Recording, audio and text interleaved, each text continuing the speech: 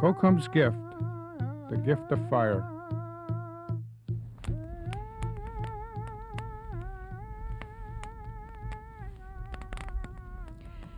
So I think we set enough snares for today. We set hundreds, Kookum. Seemed like we were walking for days and I'm starving. Have some bannock out there.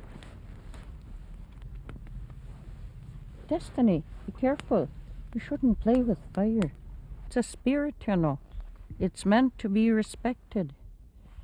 When I was a little girl, my mushum used to tell me a story. Mushum used to tell it to us children when he caught us playing with fire.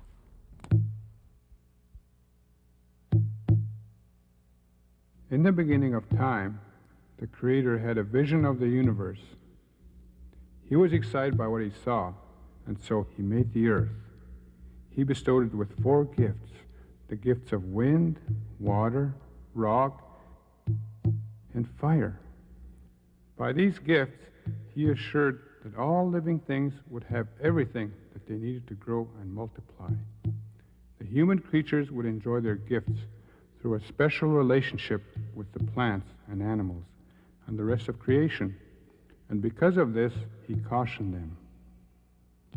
If you do not respect this relationship, you shall lose some of the gifts given to you. From the beginning of time, our people enjoyed a very special existence on earth. In particular, we found great comfort in the gift of fire. During the nights, it warmed our dwellings and provided us with light.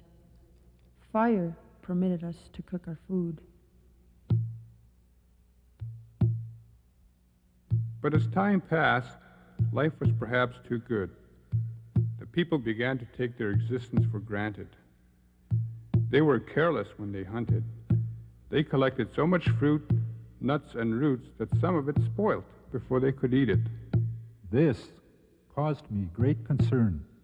Even worse, I saw a growing disrespect for each other among the people. They began to argue and fight with one another. I was even more alarmed when they began using fire as a weapon against each other, and this began to have its effect on other living things.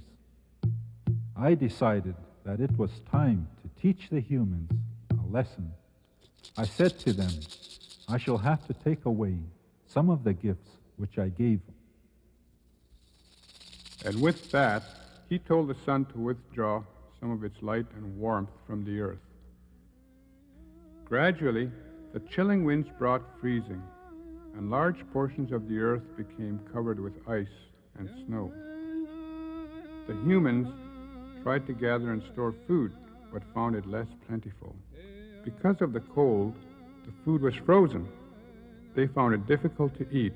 Shelters which they built were chilly and dark without the benefit of fire. Particularly at night, they were miserable with the cold and fearful in the darkness.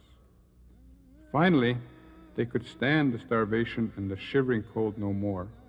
They pleaded with the Creator. Please, give us back the gift of fire. We have learned our lesson. The Creator relented, but with this warning. Respect the gifts, and fire will always be a source of warmth and comfort to you. Do not break this promise, or your life will again be miserable. To this day, the humans still forget from time to time what a special gift they have. To remind them what can happen, they and their loved ones experience injury and destruction. And for a while, they are again careful. You see, fire can be very good. It gives us warmth and cooks our food. It can also be very dangerous.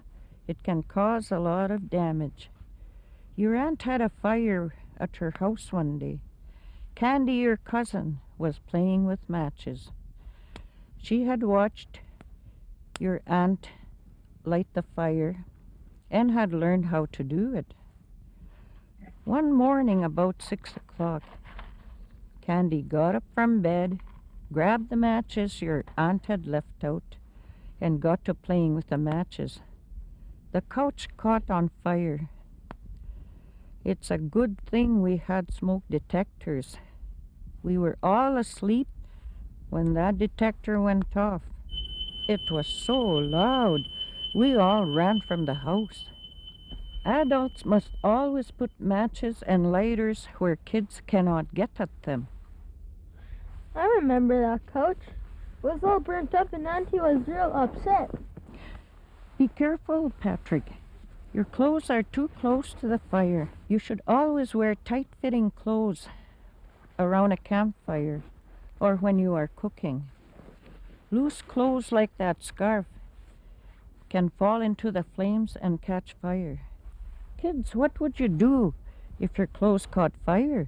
Mom told me to drop down and roll over and over. In school, firemen told us to stop, drop, and roll. Oh, you remember something from school. What does it mean? Stop, drop, and roll. It means you shouldn't get scared and run around. It only makes the fire burn faster. Stop, drop to the ground, cover your face, and roll over and over until the fire is out. You kids remember well. You know, it's funny how fire can be so small. Sometimes it gets out of control. Like when the couch caught fire? That's for sure. But worse is a house fire. Your dad's aunt was in a fire with her family. It was terrible.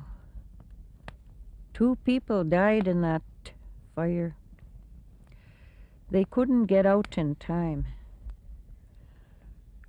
The smoke got into their lungs, and the gases made them sleep deeper.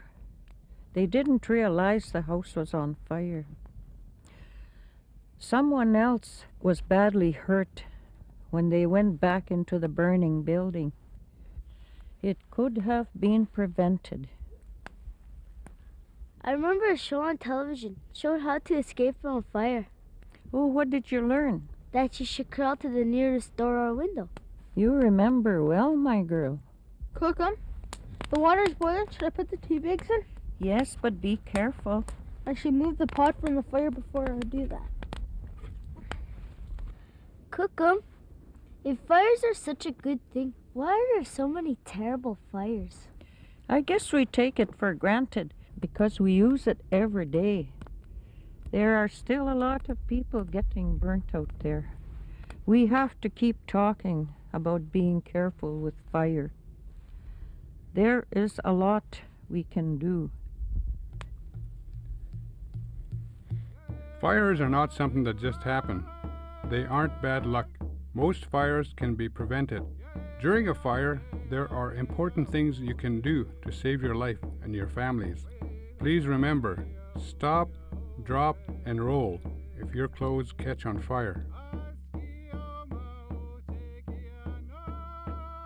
Get out of a fire by crawling under the smoke. Never go back into a burning building.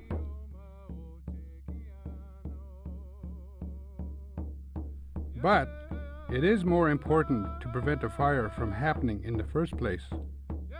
Keep matches and lighters out of reach of children. Install smoke detectors in your home. Check smoke detectors once a month. Replace batteries once a year or sooner if needed. And most important, remember, children must always be supervised by someone responsible.